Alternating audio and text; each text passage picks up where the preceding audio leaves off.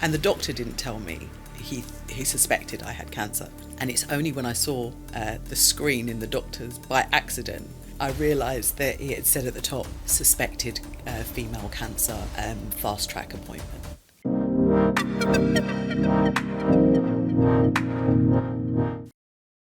Hi, welcome to The Lifestyle Prescription with me, Rena Annobil. This episode is all about feeling good from the inside out and how going on a retreat could change your life.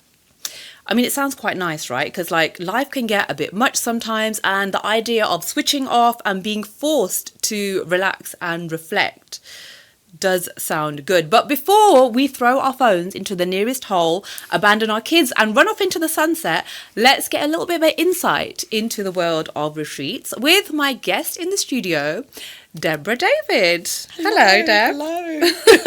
Thank you for being here. Thank you for having me. So, Deb, you do a lot of different things. I do. As far as I know, you've got 20, 30 years of experience in wellness, hairdressing, beauty, massage, and now retreat. So how would you sum up what you do? I have summed it up as a wellness entrepreneur. Entrepreneur. Because wellness can mean so many different things to so many people, and sometimes just going to the hairdressers makes you feel better. You come out, your hair's blowing in the breeze. Yeah. You feel good. And it can be from that to, going on a day retreat. Or going on a weekend retreat or going away on holiday or whatever it is. Wellness can be lots of things to lots of people. What does wellness mean to you, and has that changed over the years? Yes. Wellness to me means inside and out. It's not just the physical, it's the mental, it's the spiritual.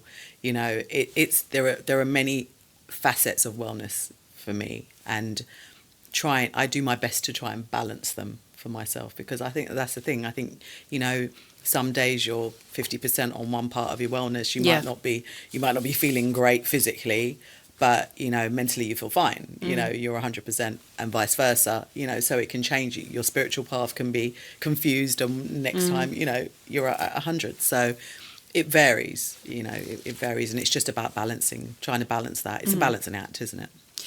So did you go into this industry, wellness, looking good and feeling good, with kind of an emphasis on the whole looking good thing, and then changed? It started that way, because I started so young. I went straight from school to the London College of Fashion, where I studied hairdressing for a couple of years, and then went from there, worked in, for an American product company, hair product company, and then went from there into the salon. And, I've worked all the way through it.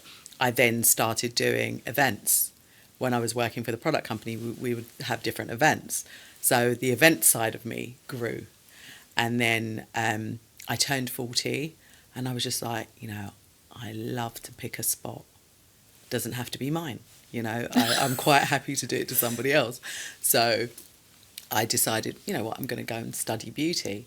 And that's what I did. So I went with a bunch of 16-year-old kids straight from school, and became the mummy of the class, and studied beauty for just under 2 years. And I really enjoyed it. We did massage, facials, manicures, pedicures, the whole nine, and it just kind of went in that direction. So with, the pieces of my jigsaw were coming together, and I didn't even realise. So then, life changes, and your perspective changes, and there are different things that you want to do. And then when I started getting into the massage side of things, it becomes a lot more holistic, because you're working on people's energy, you're working on their body, you're changing in a very physical way. I mean, hairdressing is very physical, but it's not in the same way. You've got a naked person, they're at their most vulnerable, you know, and you've got them in that space, and, trying to make them feel comfortable. But doing that though, do you get a sense of their energy and what they're bringing? Definitely. Do you get the aura? Definitely. You get it from, and what's great is to see it change, because sometimes they'll come in a mood, and by the time you've finished, they're a completely different person, and they kind of just float off into, you know, it's just like, actually, that was really nice, you know. So you have the, you know, that you can change things. You can change things for people. So yeah, I love that. You know, it's very rare that somebody will come in for a massage and leave feeling the same way. But this whole thing of, you know, making people feel good and understanding how you can do that and change their energy, do you think that's what's kind of led you down this, you know, starting Exhale London now?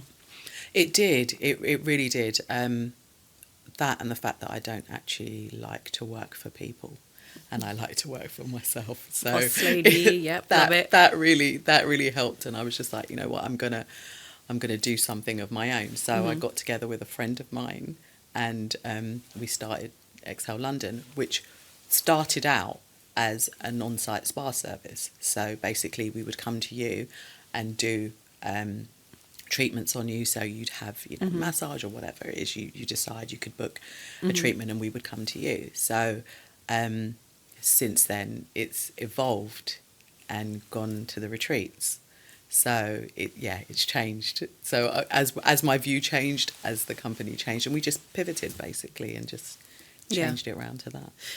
I feel like the things that you do are a total holistic kind of therapy for somebody, from like literally the top of your head to your toes, because even like you're a personal trainer as well, right? I am, yeah. So you forgot to say that, which is quite an important one. Yeah, that too.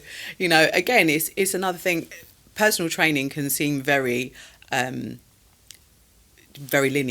and it isn't, because it's so mental, because it's about your mental state. You can go into the gym and you can work out, but it's about getting up to go to the gym to work out. That starts well before you touch any kind of weight, you know, get on any kind of treadmill, because it's something that has to come from inside. You have to have a you know, desire, and you have to do it when you don't want to do it. Well, so that's when the discipline kicks absolutely in, right?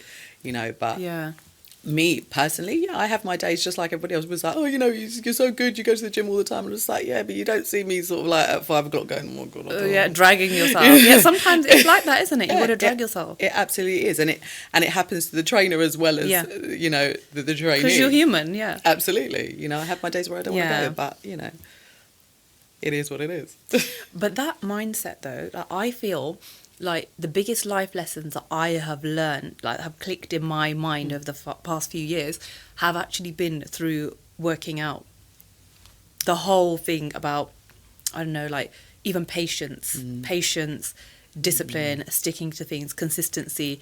100%. I just, you know, and I love the world to know these things, as do you, because you're literally getting people into that mindset, aren't you? Yeah, definitely. I mean, it's one of those things. You never regret doing it.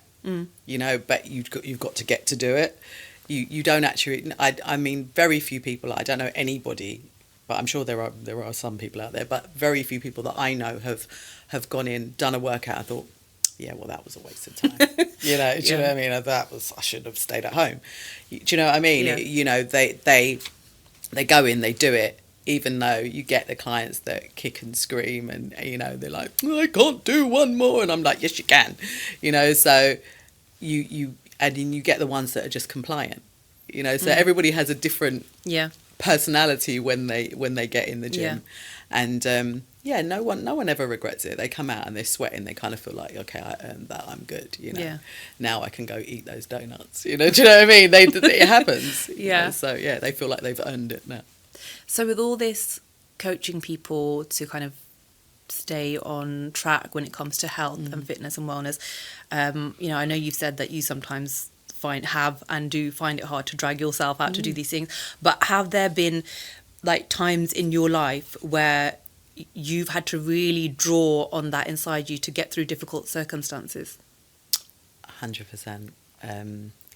I think that, you know, about maybe 15, 20 years ago now, I started on a personal journey of personal development.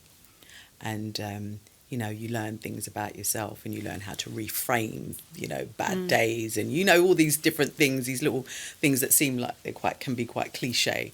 And you learn all this stuff, you read all these books, and it really had an impact on me. But I think it came into play when I was diagnosed with cancer. And I had to then draw on what I had learned, because what was the point in learning all of that stuff and, you know, reading and listening to podcasts and, you know, and all of that stuff. And then it came to me and I was just going to freak out and, you know, not do anything good for myself at that time. And I think it really helped me. And I had to really dig deep at that time. And it's just like, yeah, you keep telling people all this stuff, you know, but are you going to practice what you preach? And there's nothing like having a life-threatening illness to give you a jolt and make you, you know, like, make you dig deep, you know. And I didn't sort of keep it a secret. I told my friends and family. I told them what was happening, rather than, I know some people who, I want to keep it private, I don't want to tell anybody.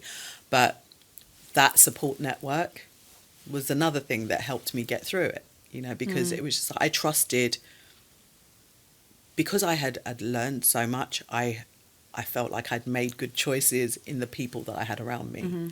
And so when it came time to lean on those people, that's what I did. And because I had made good choices, it helped me along. So again, it was another thing that I had to draw on, you know. And because I was well, because I didn't know I had cancer, I was like, yeah, you know, had no symptoms. I was asymptomatic for, you know, until I went to the doctor, and they were like, yeah.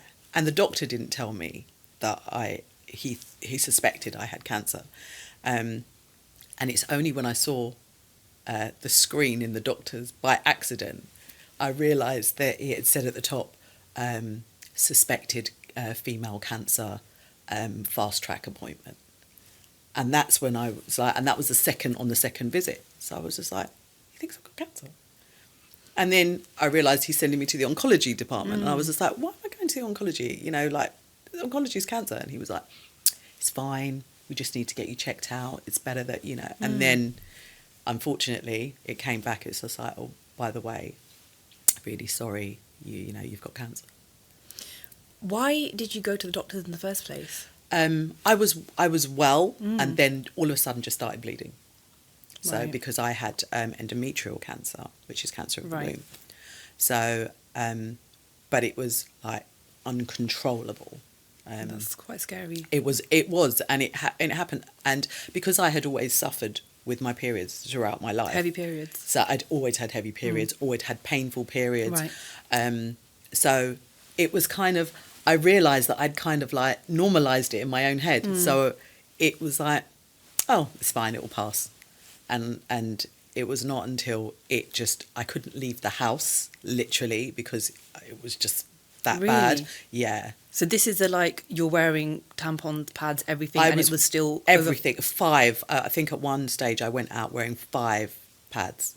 Oh my gosh. You know, and because it was that bad. And then I remember, I know this is very graphic and I'm sorry, but I got up in the middle of the night once, because I could feel, you know, you can feel it. And I got up and I stood up, and then something fell on the floor.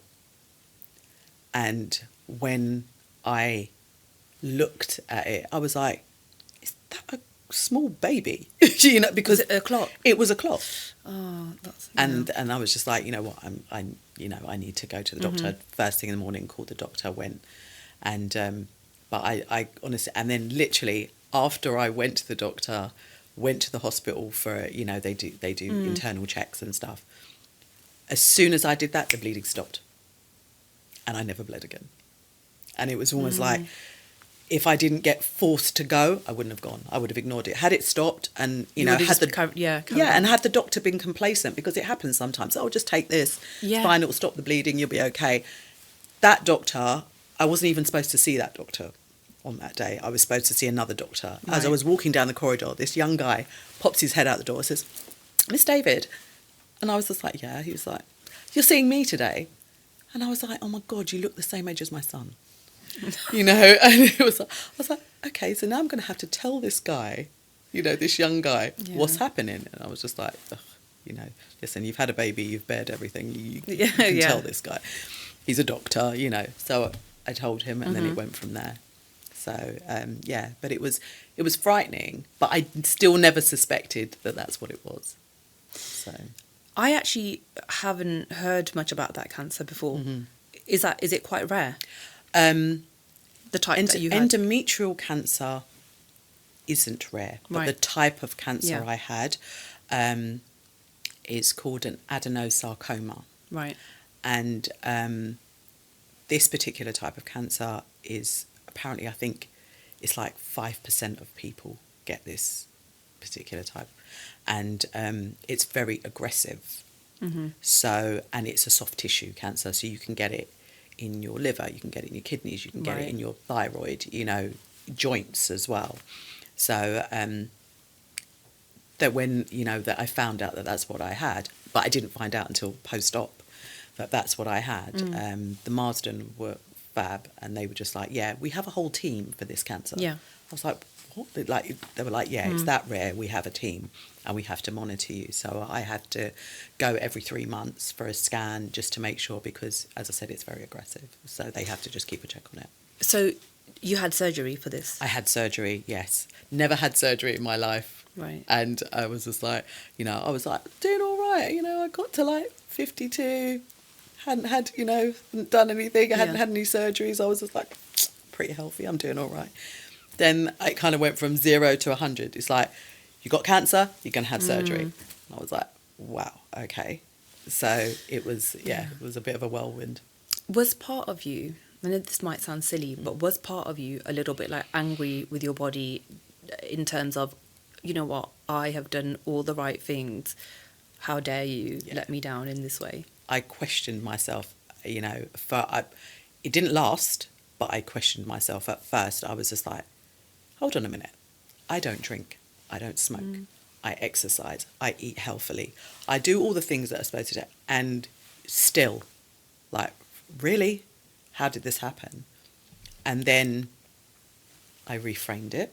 And I was just like, you know what? If you were not well, you probably wouldn't get through this, And, I'm coming up on 2 years clear. And, but I put that down to the fact that everything else was clear and I was strong and I was in a good position to be able to fight. So that's why I think if I had been weak in the first place, it might have taken over. That is a good way of looking at it. Yeah. So that must have kind of changed the way that you view life quite a lot. 100%. It really did. I was in recovery for about 3 months. I couldn't work and I was at home just like binging on TV shows and having lots of visitors. And, because I was used to going to the gym and stuff like that, so I started walking, and it was so weird that I can walk far, I'll do 7K easily, don't feel any way. And I got outside and I did 10 minutes and I had to turn around and come back home. And I was just like, okay, you've had surgery, relax. And I could feel that weakness in my body. Yeah. But, after about 6 weeks, they're like, you can start doing some form of exercise. So I started swimming. So I swam and swam and swam. I was kind of finding Nemo afterwards, It was really therapeutic. And you kind of, even though I felt like this is not the same and I'm not the same, I also felt like, you know what, you need to use this and you need to do the stuff that you wanted to do. And this is where the retreats came in. And I kind of, always frame it as like cancer made me do it, So when I do the retreats, it was just like, we're here because cancer made me do it. So, but it had been something in the back of my mind. That, I talked to my friend about, my friend and business partner about, and brought in my other best friend, and she was just like, you know what, let's do it. And my best friend, she does open water swimming. So I went with her to this lake to do open water swimming. I was like, we're just going to watch, So she was like, it's great, you should come. But as I said, I was still in recovery. So she went, and I just got to this place and I was just like, oh my gosh, this is where we should have the retreats. Right. And I was just like, that was like the Saturday. The Monday I called them up. I was just like, can I hire the space? Da, da, da. And it went from there. So yeah, it's been really good. It just spurs you on to do the stuff that you actually want to do, you know, and if that doesn't give you a reason, I don't know what will.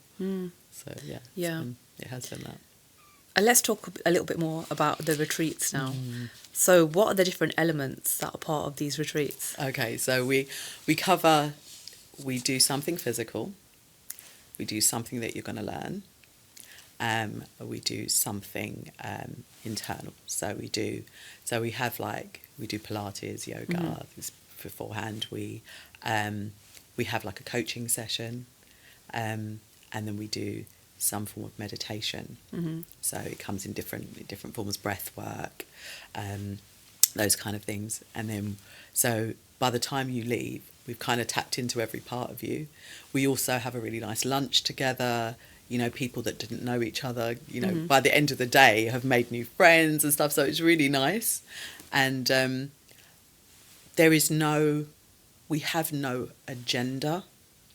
The agenda is what you come into and get out of it. You know, we don't come in and say, right, I want you to learn this, I want you to learn that. We give a variety of different things, and something might resonate more with you than something else, you know. So the coaching may be the part that you really enjoyed, or the meditation, because you maybe struggled to meditate by yourself, so you found it easier to do in a group. The exercise, if you're not, you know, really a person who exercises, it's, you know, it might wake you up, actually I really enjoyed that class, I've never done that before, you know. So it has different elements, and every time we do it we have different facilitators. So and we've done it for men and for women. Is it a day? It's a day at the moment. It's a day. It will grow to a weekend, and then it will grow to abroad. So yeah, I'm seeing more and more people who I know and just contacts go on these kind of things and organise these kind of things. So it is a booming industry right now. Absolutely. That kind of having an element of self-care when you travel somewhere, and then going further than that with this, like it's a complete like wellness getaway. Do you feel like now more than ever people need this to just come away and switch off? Definitely, because I think people find it hard, especially as they're forced online so much now. They're forced with everything. Exactly. You know, shopping, working, everything's. So the human contact that people are having is different. You know, so they're looking at people through a screen. So to be in a position to be face to face with somebody and to have that contact and be in a space with probably people you don't know and open up. We keep them quite small. They're sort of between 15 and 20 people. So that it's big enough, you know, for it to be worthwhile, but small enough for it to be intimate and people to feel open, you know, and not feel like, well, there's a click over there and there's a click over there and there's like 40 or 50 different people around. You know, this way it's kind of a smaller group, and it just makes it easier for people to connect. So yeah, that's been important to us.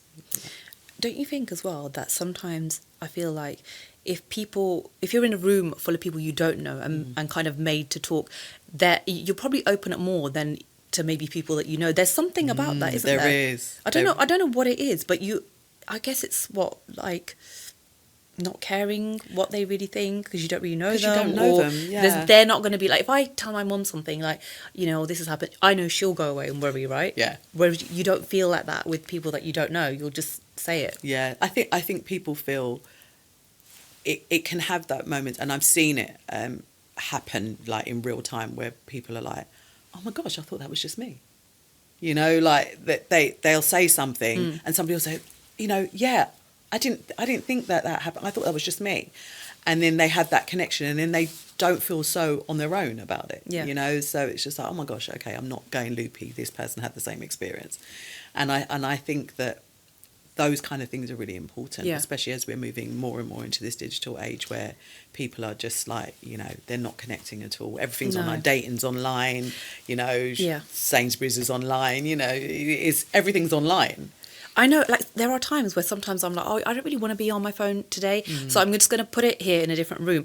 And then I'm doing something else, and I'm like, oh, well, I need my phone for that, so I have to go and get it. Exactly. Oh, there's a code that's then been sent here that I need for this, so I have to go and get it.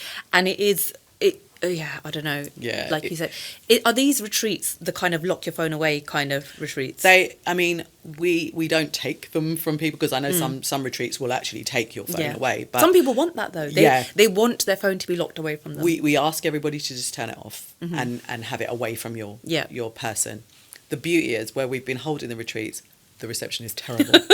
So Great. Even if you have your phone, you probably can't get a signal. You're going to make no calls. So, and I love that. So it's twofold. Yeah. So even if you decide I'm not letting go of my phone, you can't get a signal anyway. So that was just a beautiful little, cherry on top for us. But people, I think, are willing. If they get to the point where they come to the retreat, there's a willingness. Yeah, they know. Do you know what I mean? They're there to get something out of it. Yeah, they're there to get something, even if they don't know what that something is. Yeah, the fact that they've said yes and they've come along, they generally want it. So you're not really forcing anybody. I haven't seen anybody sort of been dragged kicking and screaming, but you get people who are a bit more skeptical, and because our retreats are not so spiritually based in terms of, even though I believe in God and I have my own religious beliefs, but we don't force that on whoever comes, because I want it to be a space where that's you. That's how you feel. That's fine. We're just going to teach you something different. We're just going to teach you, a different coping skill, or different mechanisms, or, a bit of exercise. We're good, so you feel it's about opening up, and it's not touching, because people are very touchy about what they believe. And we don't like to force anybody to feel any particular way. So it's not, based in, you've got to come here and feel the spirit, and it's literally just about, coming in, opening up, detaching from the day, relaxing. You don't need to be anywhere, and it's so funny because I've had we had in one of our feedback forms, which we kind of laughed about, but I understood it, but it was just a complete wrong place. And person said, it was a great day, I really enjoyed it, but what I think is really good is that we should know everybody who's coming beforehand. We should have a breakdown of them so that we know who we can network with. Oh, wow. And and if we could have a breakdown of all the facilitators, and I was just like, whoa, this is a retreat, not a conference. Yeah, well, they had another agenda, didn't they? Completely different. But I think that's the concept that people come with sometimes. It's just like, but that's not what it is. We give lots of information beforehand, but we don't tell them we're going to be doing this, we're going to be doing that. We want you to come and experience. We don't tell them this is the agenda for the day, this is going to happen at this time. This is like, you are here, this is your start time, this is your finish time, you're with us for the day, relax. That's great. I like that, because I feel, and tell me if you agree with this, that we've kind of lost the art of doing nothing. 100%. You always have to be doing something all the time. I need to know. Yeah, I need to know who's going to be there, internet stalk them, exactly. Right? I know every single thing about them. Yes. And then come with like an agenda, like the whole art of doing nothing. Yes. Because I feel like when you don't have no agenda, that's when you get your breakthrough moments. Absolutely. Because you don't know what to expect, and I love that. Myself, Karen and Kenley, my two partners, we are very much like, just relax. You're in our house, come. And we have it like that, and that's what we want. We don't, people, ask like, do you know how to get there? What time you should be there? What you need to bring, if anything, and that we're going to feed you. That's what you need to know. Just come, and that's, for once, that's so important, because we just don't do that enough. It happens. Everybody's got agendas, breakdown, as you said. They've internet stalked that person. They've gone through all their social medias to find out, they do this. You don't even know who's going to be there. So just, trust us and come. Yeah, no, I like that. I feel like, it's, when you go away on holiday, and you get to do things like read books and not think about anything, like those kind of things are so good, right? Like, I don't know about you, but whenever I go away on holiday and do nothing, I come back with a whole different perspective. And I guess that's what people get from the retreats. Absolutely, because I think that, you'll get a chance to switch off from the million and one things that are going around your head, especially like the women, you know, they've got families to take care of and things to, you know, and it's just like, listen, between 8 and 5, you're with us. So just let everybody know, between 8 and 5, we're unavailable. And then there's a kind of, you see people go, you know, you can see their body language like just drop, and it's just like, and they exhale, you know, and I love that. So, you know, this is hence why the retreats are called A Day to Exhale. Yeah. And it's a very doable thing, a day away as well, because sometimes I see some of these retreats, and like, as a mum of 3 kids, I ain't going to Bali for 2 weeks. Exactly. Because then and can you afford to go to no, Bali? it's like, kids, you're not going anywhere because I need to exhale in Bali for 2 weeks, right? Therefore, nothing for you. You're not going to Disneyland or anywhere else. Right? And so I can't do that, and it's just too much time away. So this is a doable thing. What do you want people to come away from that they can put into their daily life after this? Well, we do, as I said, we do different coaching sessions, and we give like little skills and little tips about things. We also do a thing called a sister's circle or a brother's circle, depending if it's men or women, and where they can sit and discuss, like, actually, I got this out of today, and I thought that I really enjoyed this, and I didn't think I would, and then somebody else will pipe in, and you know, so you get that dialogue going, and we just want you to just take away one little nugget, like, for instance, actually, I didn't realise I liked walking. We walked today, you know, because there's a beautiful lake where we do it, so we normally do a lake walk, which takes about 30 minutes, and you know, it's like, actually, this is really nice. I didn't think about this, you know. So there are so many different aspects of it that people take, because we offer them different things. You know, we have a format, and we fill that format with different items. So every time you come, so if you came to 3 of them, they'd be different every time. And is this in quite a rural setting? Yeah, it's in Surrey. It's one of those places, like, it's kind of in the country, but not that far, you know, depending on which side of London you're coming from. But so you're not too far out. You're not driving for like 3-4 hours to get to this place, because it kind of kills your zen by the time you've got back in the car and had to drive home. So yeah, so it's at a place called Buckland. Okay. And you know, it's absolutely beautiful there. It really is. But it's close enough, but far enough. Because even the setting, like, because I used to live in London, and I know you live in London, so getting out of London, changing that setting 100%. for a different environment, even that alone, Yes, you can exhale definitely nicely in peace, yeah. right? And you know, there are some beautiful places in London where you kind of don't realise I'm actually still in London, because it's, you know, it's so green and it's so nice, and that is one of those places, because from where I live on the south side of London, it probably takes me 45 minutes to get there. So and I'm somewhere where it's all of a sudden there's green, and it's a lake, and it's all very, you know, there's some hills, and it's all very pretty. Yeah. And if I, you know, took a picture of it and said, I'm in the south of France, you'd probably believe me, you know. So it's a really beautiful place. So Exhale London is growing at the moment, and you mentioned doing some other things. Like, what are you planning now? Well, the next thing on our agenda, because we did the men's retreat, and it's so different from the female retreat, because guys don't do this stuff. Do you know what I mean? No. So they're like, when you say to them, do you want to come to a retreat? They're like, Were they forced for what? to be there? Well, I think it's because they knew me. I kind of did it. I did it in a way where it was like I pulled family members and friends and stuff, and made them come. You know, they came and was like, all right, then go on, she's gonna, you know, and they came, and it was like the transformation was amazing. It was even more so than the women, because us women, we recognise that we need certain things as well, and we talk, and men don't do that. So it was the transformation was amazing. So the next thing that we're about to put on in June is a men's mental wellbeing dinner. So it's going to be a dinner where we facilitate conversation. So they're going to have conversation cards, and they're going to discuss different topics where they can open up and not talk about football.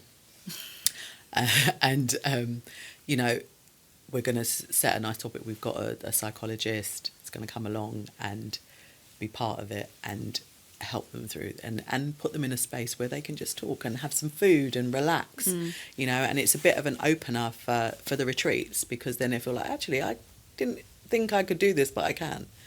And so we're just opening up as a dinner's a nice taster to get into that. So, and it's just, there aren't many events for men. No. You know, there aren't many events for men for them to go, and, you know, other than sporting events and things like that, there's nothing where they just go and have a good old chat, unless they facilitate it themselves, and we all know that they're not going to do that.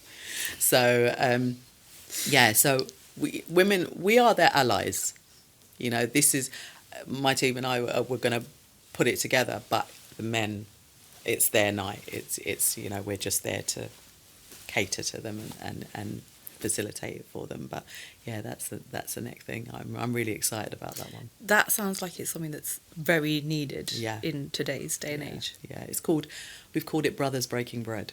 Oh, nice. So Brothers Breaking Bread. Yeah, so it's just, you know, a nice dinner.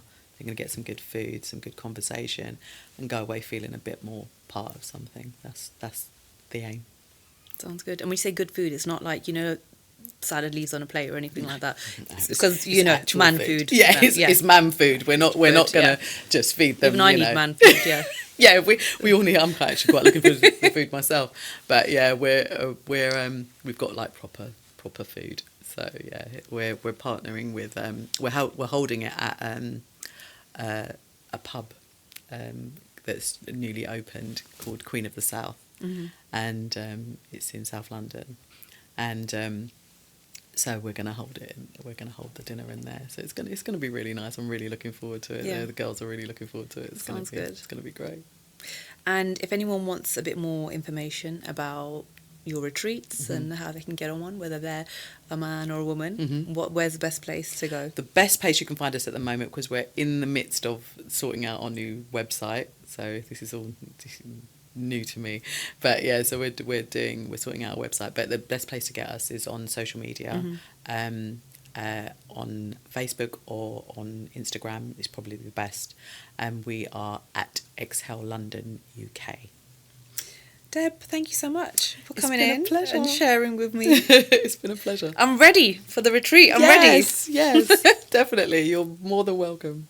Thank you. Thank you. And thank you for watching. Thank you for listening. I'll catch you next time.